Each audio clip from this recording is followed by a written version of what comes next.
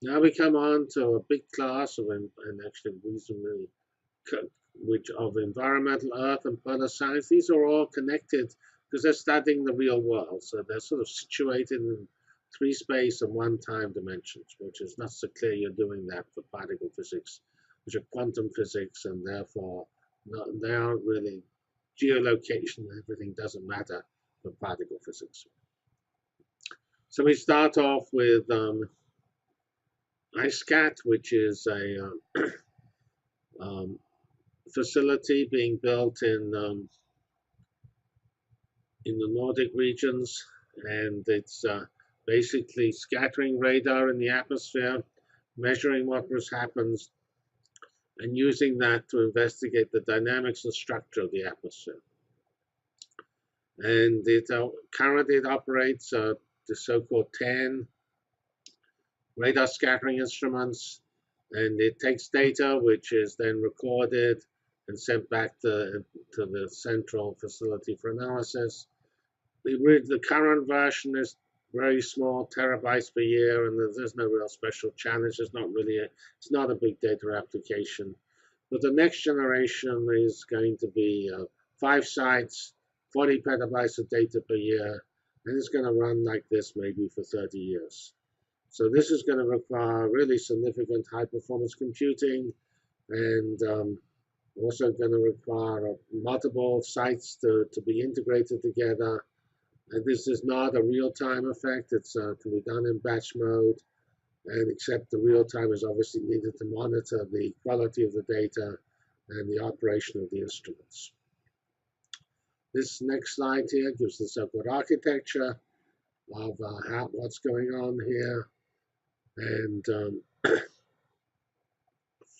we have the mirror sites up here. We have the high-performance computer. And the high-performance computer is here, long-term storage, mirror site. And here we have the receiver, specialized analysis, runs through the preprocessors, and then it basically goes to storage, and that's when it comes transmitted to the off-site facility. This is on-site, this is off-site.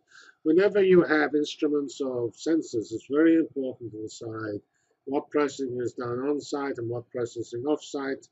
We saw that with the military sensors because you needed, you had this problem, you need a lot of processing, but if that processing is in some hostile environment, that may not be a very sensible place to put it. But if you transmit everything a long way, then this big data from a modern sensor is very difficult to transmit long distances. Here is a reasonably interesting case, Henri, which is a European project.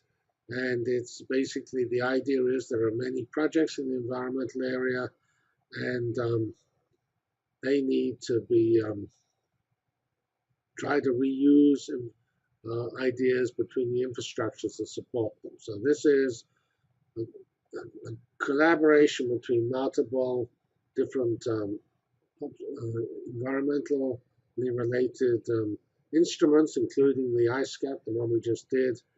And it's developed a reference model, which has got the ontologies for the metadata and the standards for specifying what's going on. And then it is then applied into these 6 closely coupled projects and 2 loosely coupled projects, which are given on the next slide. And the idea, of course, is to promote reuse of the not unnecessary duplication of effort in the infrastructure. So there's 6 projects. We should go through these projects to show what they do. There is a distributive infrastructure, which is monitoring greenhouse gases through atmosphere, ecosystem, and ocean network of sensors. Argo is a global ocean observatory system, which is global but has a European component. IceCat we just did is the largest of these systems. LifeWatch we actually did earlier.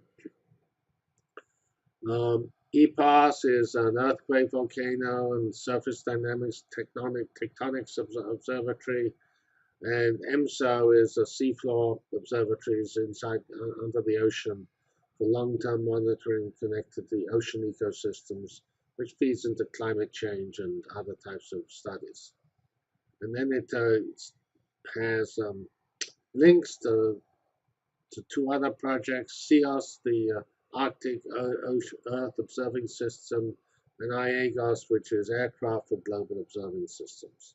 So these are all a mixture of environmental and earth science projects, which, well, I guess even polar science if you do the Arctic Earth, which are linked together by the desire to maximize reuse of infrastructure and ideas and metadata and things like that. Here's a very generic architecture. You can see it's pretty generic. It's even more generic than the NIST architecture. We have community support. Then we have data processing, data creation, data acquisition, and data access. So these are some critical components. And so that's reasonably uncontroversial, I would think. And then we have actually for each of the subsystems and the picture of their particular architecture, which are not necessarily drawn in the same way. Like here we have ICAS, which has the different observers, ecosystem stations, atmosphere stations, ocean ships. Then these get fed into centers for each of those areas, a central analysis and coordination office. So this is really not a system architecture, but a project architecture, how the different components are linked together. LifeWatch, we discussed earlier, Project 25, and again, this is a pretty generic type discussion about how the processing and the community and the curation are linked together. Here's EMSO, which has these seafloor observatories. And again, this is a project diagram showing how the different activities are coordinated with a data center for various processes, local centers, observatories, autonomous instruments giving time series, and linkage to other projects with, again, community. And here we have, again, these same categories which were identified by OMVRI as the critical categories of infrastructure. Now we come to EuroArgo, which is the European version of the Argo Global Ocean Observatory System. Notice how we have the OMVRI categories: data access, community support, data processing, more on community support, data acquisition, data creation. So here with the data, here previously the data was at the bottom, now it's at the side, it's coming in through here, and it's got a lot of community and resources doing the different types of conversion that's necessary. So that's the end of OMVRI, and we now move on to the, ISCAT is the other infrastructure in OMVRI, but we already did this architecture, so we don't repeat it here. Now we have an application which we actually have some details of that later on in this course. So we have this is CREASIS, a project led by Kansas for remote sensing of ice sheets, and the information gotten by this project is actually very important in feeding into the work on climate change, because an aspect of climate change is what happens due to the Arctic and Antarctic. Recently, actually, in the news, there's been lots of discussion of various funny things happening about ships getting caught in the ice and things like that. And so whether climate change sometimes makes things colder and sometimes makes things colder in the winter and hotter in the summer, I don't know. Anyway, we're just, this is an uncontroversial science project, which is trying to quantify what we know about Arctic and Antarctic glaciers by and ice sheets by measuring their details. And this radar is able to penetrate into the ice and measure, for instance, the bed. It can also penetrate through snow layers to find the annual changes in snow from the layers you get at each year. It's interesting that this application is dominantly MATLAB based, like many engineering signal processing problems are. It involves radar images produced, which because that in remote regions you can't use the internet to transmit, you typically write them to disk and ship the disk back. And there's lots, and these disks actually don't last very long because they get pretty roughly treated due to the harsh environment. And we keep on having to replace these disks. These ice sheet bed depths are analyzed by image processing, which we'll discuss later on. It's all the data is taken in trips, which might take a few weeks in length, and gather 50 to 100 terabytes of data. Future data will be order of magnitude more, and other issues that are involved here are low power, because you always have a power budget in these remote regions, so use of GPU systems is important. You also tend to use GIS here, Geographic Information System, to display the data which has been taken. Here's a typical example of glacier bed with lots of confusing additional signals. Here's the real seabed at the bottom here, 3,100 meters, sorry, glacier bed.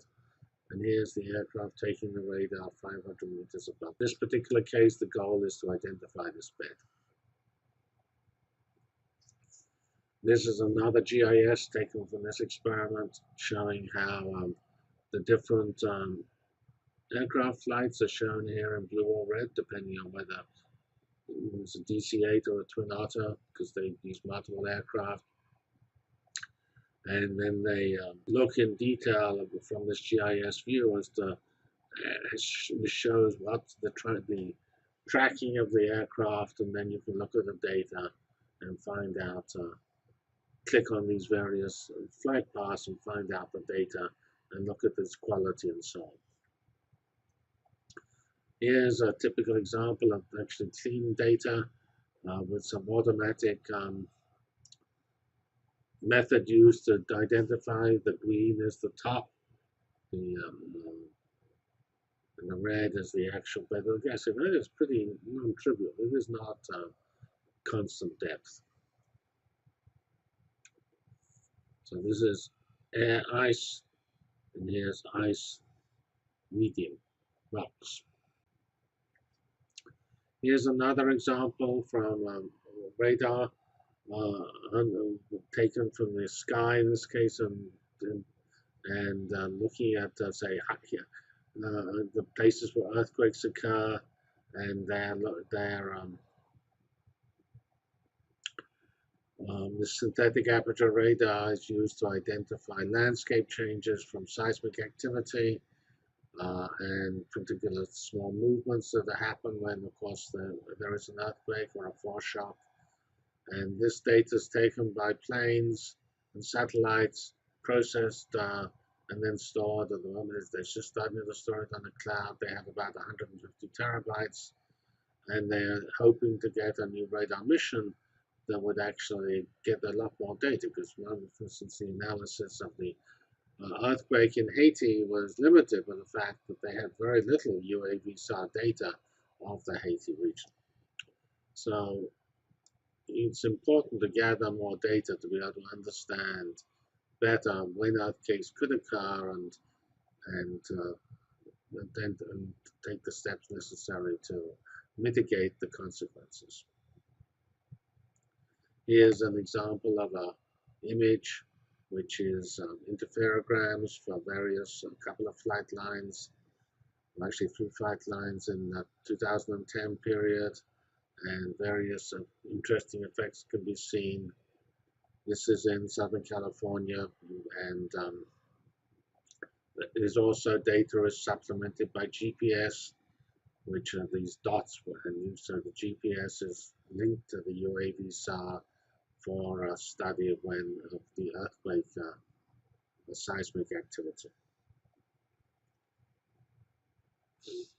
Okay, here's an example of which I alluded to earlier, where IRODS, the DataNet technology, is being used, and this is being used to basically make it much easier for climate researchers and weather forecasts and the related instrument teams and scientists to be able to understand what we have and what we need. Currently, it's very difficult for scientists to actually analyze data because there's so much and it's not very well annotated as to with metadata to tell you what's in it. And this includes not just instrumental data, but simulations. Yes, IROS will cope with the replication, which will be done for both performance and reliability. And it has some data which we discussed in the next project, MERA, a series which is the Clouds and Earth Radiant Energy System. And these are all, and which is around, which is not so much data, just less than a gigabyte. MERA is actually a pretty big data system. And this is just the way things will be done in the future with metadata, labeling, simulations, and observational data supporting scientific discovery. So MERA is a project in NASA which is basically linking together the large simulations with the data, and it's used for climate change. MapReduce is the technology which is used to do the integration. The simulations, of course, are done with totally different technologies. It's running on a 36-node InfiniBand cluster. There's 480 terabytes, and it's growing by a terabyte a month. And this, like some of the other simulations, has parallelism over the observational data and parallelism over the simulation. The simulations, of course, will run not with HPC supercomputers.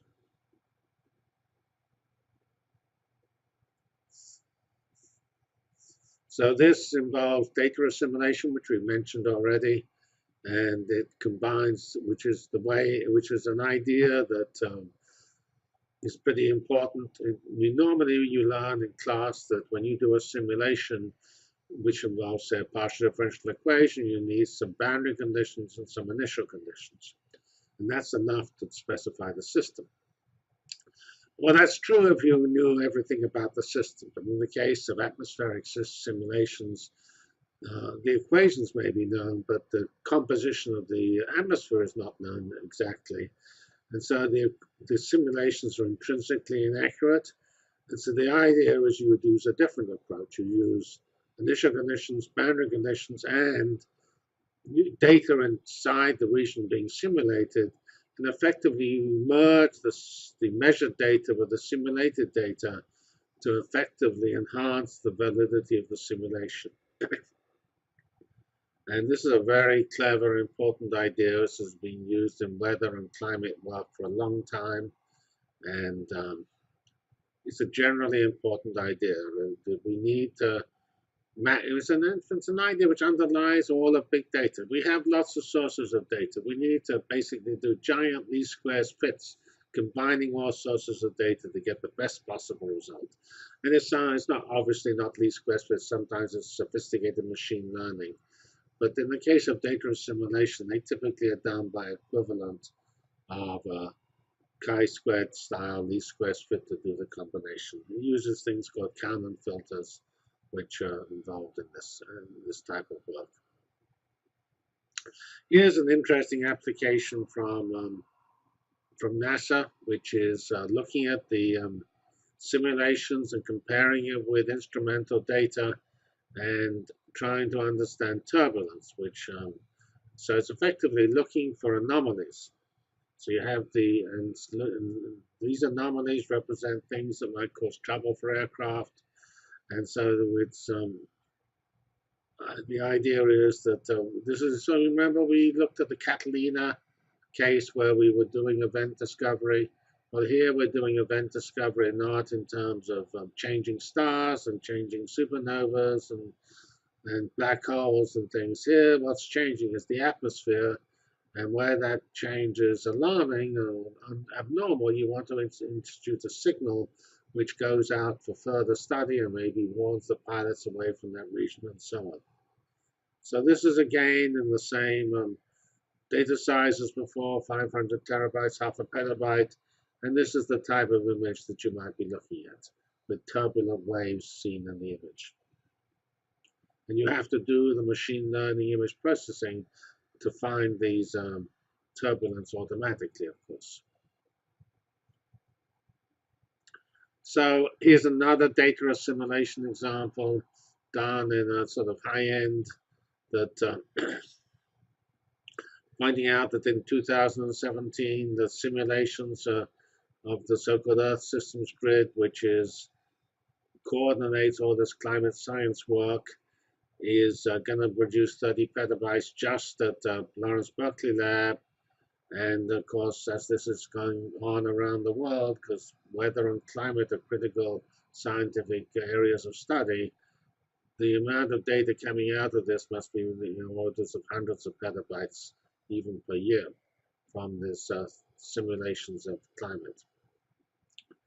So this is written from the point of view of the climate simulator.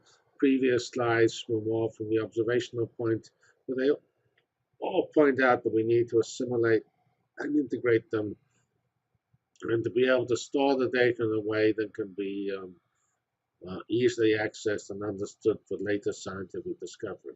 Remember, this is a feature of the world. We're taking data, whether it be from simulations or instruments, and we saw that in astronomy, how that taken data is compared with new data to produce the transients. And the only way you can find the transients is that you've already stored all the old data. So it's essential to store the old data.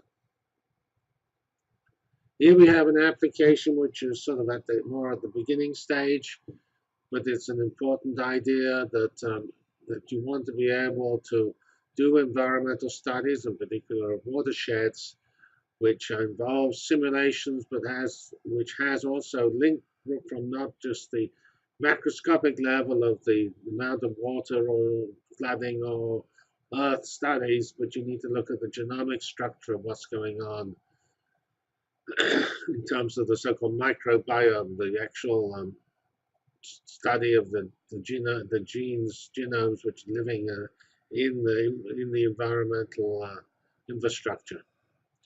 And then you need to study how those are related together and how they affect both the functioning of the microbiome and also the whole watershed. And so again, this is a data assimilation project where you have simulations and data. We already discussed how the metagenomic type analysis of the environmental genomic data is an enormous computational task. So this is here they're tuning up to be able to do this type of rich multidisciplinary analysis. This is going on today. Meriflux and FluxNet are respectively the US and world collection of sensors of trace gases, carbon dioxide, water vapor, across time and space, and they allow you to feed these into ecosystem studies and environmental science studies, which again feed into climate change and other areas. We have standard software like EdiPro, custom analysis software, statistics from R being the statistics package, neural nets, MATLAB, again, another field which uses MATLAB. There are around 150 TARs in Meriflex and 500 TARs globally. And here's some typical pictures of the data gathering. And obviously one needs, there's huge numbers of examples like this. I mean, the most common sensor, of course, is the smartphone. There are billions of those, and there are only 200, 500 of these, but these are, of course, somewhat bigger than smartphones. But the idea is the same. You have things gathering data, whether it be Facebook, whether it be tweets or Facebook tappings in, or whether there be measurements of gas densities and contaminants in the environment, those sensor data need to be gathered, sent back to some cloud infrastructure and analyzed. And then, whether we're discovering again communities or about the health of the environment, that's going to come from the integration of this data from lots of sensors in the cloud. Here is a map of the FluxNet networks with which I gather has 960 site years of data from 250 53 measurement sites.